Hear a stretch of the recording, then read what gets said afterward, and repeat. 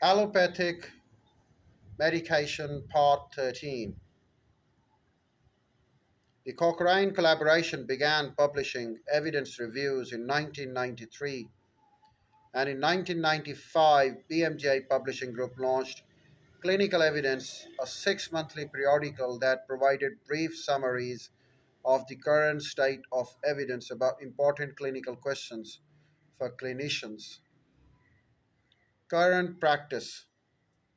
By 2000, use of the term evidence based had extended to other levels of healthcare systems. An example is evidence based health service, which seek to increase the competence of health service decisions makers, the health service, the health service decision makers, and the practice of the evidence based medicine at the organizational or institutional level. The the multiple tributaries of the evidence based medicine share an emphasis on the importance of the incorporating evidence from formal research in medical policies and decisions.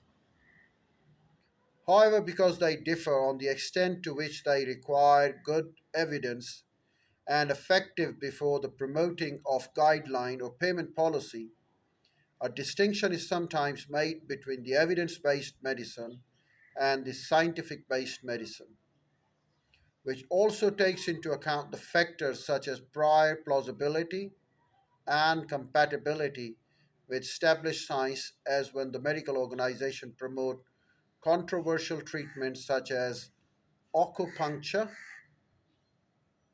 Differences also exist regarding the extent to which is feasible to the incorporate individual level information decisions.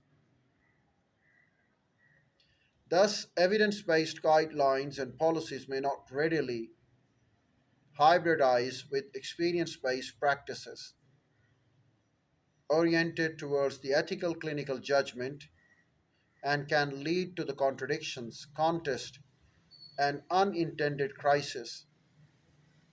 The most effective knowledge leaders, managers, and clinical leaders use a broad range of the management knowledge in their decision making rather than just formal evidence. Evidence based guidelines may provide the basis for governmentality in healthcare and consequently play a central role in the governance of the contemporary healthcare systems. When we talk about the methods, we talk about those methods which, in fact, prepare them in the right direction, promote them, groom them, and develop high level of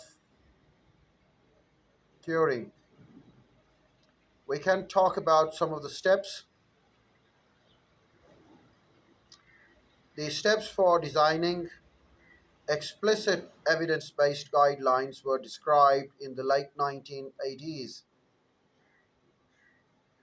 Formulate questions, population intervention, comparison, intervention outcomes, time horizon, setting, all these were mentioned as well. The search for the literature to identify studies that inform the questions,